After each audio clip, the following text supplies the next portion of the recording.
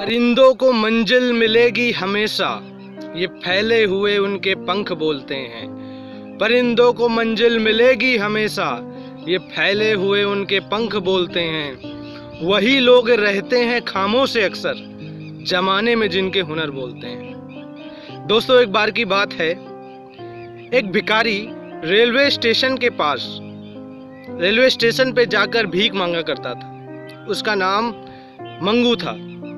मंगू भिखारी का काम ही यही था कि स्टेशन पे जाके वहाँ आने वाले यात्रियों से भीख मांगना, और उसी से उसका खर्चा, उसके परिवार का जीवन यापन होता था। एक बार मंगू रोज की तरह प्लेटफॉर्म में भीख मांगने के लिए गया और उसकी नज़र गई एक सेठ पर जो बहुत धनवान लग रहा था। मंगू भिखारी ने सोचा कि चलो इस सेठ से भीख मांगते हैं, ये जरूर पैसे वाला तो है ही है, ये मुझे जरूर अच्छा भीख देगा। ये सोच से मंगू भिखारी उस सेठ के पास जाता है और कहता है, साहब सुबह से कुछ खाया नहीं है, कुछ भीख दे दो ना। सेठ उस भिखारी को ऊपर से नीचे तक देखता है और उससे कहता है कि जीवन भर तुम लोगों से मांगते ही रहते हो, कभी तुमने किसी को कुछ दिया है? कभी तुमने किसी को रिटर्न किया है? इस प्रकृति का नियम है, जब तक तुम किसी को कुछ दे नहीं सकते तो तुम्हें मांगने का भी हक नहीं है। मंगू भिखारी कहता है, साहब मैं तो भिखारी हूं, मैं किसी को क्या भला दे सकता हूं। व्यापारी कहता है, सेठ कहता है कि भाई मैं तो बनिया आदमी हूं, मैं तो व्यापारी आदमी हूं, मुझे लेन देन की भाषा समझ में आती है। अगर तुम मुझे कुछ दे सकते हो तभी मैं बदले में भी तुम्हें भी कुछ दे सकता हूँ, नहीं तो तुम्हारा रास्ता अलग, मेरा रास्ता अलग। सेठ इतना कह के वहाँ से निकल जाता है। लेकिन अब भिखारी सोच में पड़ जाता है कि यार मैं तो भिखारी हूँ, मैं किसी को क्या दे सकता हूँ। तभी भिखारी के दिमाग में एक बात आती है, लगता है इसी वजह से लोग मुझे भीख ज़्यादा नहीं देते। मैं कभी किसी को कुछ देता नहीं हूँ, कुछ रिटर्न नहीं करता, जीवन भर मांगता ही रहता हूँ, इसी वजह से मुझे अच्छी भीख नहीं मिलती। मंगू भिखारी ने एक निर्णय कर लिया कि मैं भी अब इस तरीके जीवन नहीं जीऊँगा, मैं भी हर इंसान को कुछ ना कुछ दूंगा। लेकिन अब सवाल था, भिखारी मंगू किसी को क्या देगा, क्योंकि वो खुद भिखारी था। दोस्तों, पूरा दिन उसको सोचते सोचते हो गया, वो घर चला गया। दोस्तों, दूसरे दिन मंगू भिखारी प्लेटफॉर्म में पहुंचता है और उसको कुछ समझ में नहीं आ रहा होता है। वो एक पास के एक बगीचे में जाके बैठ जाता है, कुछ सोच रहा होता है। तभी अचानक उसकी नज़र फूलों के ऊपर पड़ती है। गार्डन में वहाँ पर छोटे छोटे फूल लगे होते हैं। मंगू भिखारी की नज़र उस फूल पे जाती है और मंगू भिखारी के दिमाग में एक विचार आता है, क्यों ना मैं इन्हीं फूल को तोड़ लूँ, और जब भी कोई व्यक्ति मुझे भीख देगा, भीख के बदले मैं उसे एक फूल दे दूँगा। दोस्तों, मंगू ने वो सारे फूल तोड़ लिए और प्लेटफॉर्म में गया, भीख मांगने लगा। जब भी कोई उसे भीख देता, वो भीख के बदले एक फूल दे देता। लेने वालों को भी अच्छा लग रहा था और मंगू को भी देने में भी अच्छा लग रहा था। इस तरीके मंगू की पहले से ज़्यादा भीख मिलने लगी और वो खुश रहने लगा। एक दिन अचानक से वही सेठ मंगू को प्लेटफॉर्म में दिखा। मंगू बहुत खुश हो गया। मंगू ने सोचा कि आज सेठ को देने के लिए मेरे पास कुछ है। और दोस्तों, मंगू सेठ के पास गया और कहा, साहब आज आप मुझे भीख जरूर दीजिए, क्योंकि आज मेरे पास देने के लिए आपको कुछ है। सेठ ने अपने जेब से कुछ पैसे निकाले, मंगू के हाथ में रख दिए।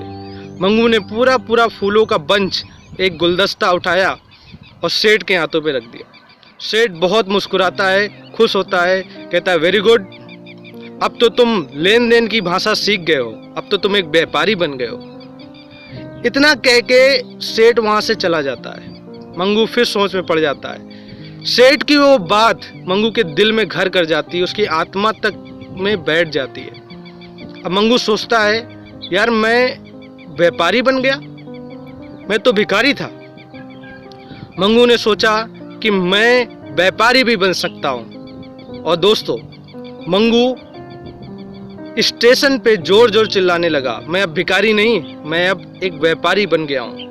लोगों को लगा कि मंगू अब पागल हो गया है। दोस्तों, 1 साल बाद ठीक उसी प्लेटफॉर्म में एक व्यक्ति कोट पैंट में, टाई में, एक सूटकेस में वहाँ खड़ा रहता है, सेठ का इंतज़ार करता है। सेठ भी वहाँ आता है, दोनों एक साथ ट्रेन में बैठते हैं और आमने सामने की सीट पे बैठते हैं। वो व्यक्ति कोट पैंट वाला अपने अटैची से, अपने सूटकेस से एक फूलों का गुलदस्ता निकालता है, सेठ के हाथों में दे देता है। सेठ कहता है उस व्यक्ति से कि भाई मैंने आपको पहचाना नहीं, आप कौन हो?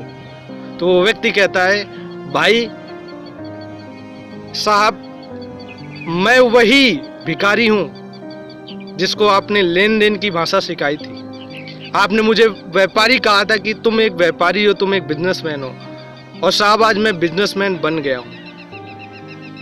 सेठ को जब पता चलता है ये व्यक्ति भिखारी था और आज एक सफल व्यापारी बन गया है तो बहुत खुश होता है। वो भिखारी सेठ से कहता है, मैं एक फूलों का बहुत बड़ा व्यापारी बन गया हूँ, दूसरे शहर जा रहा हूँ फूलों के काम से।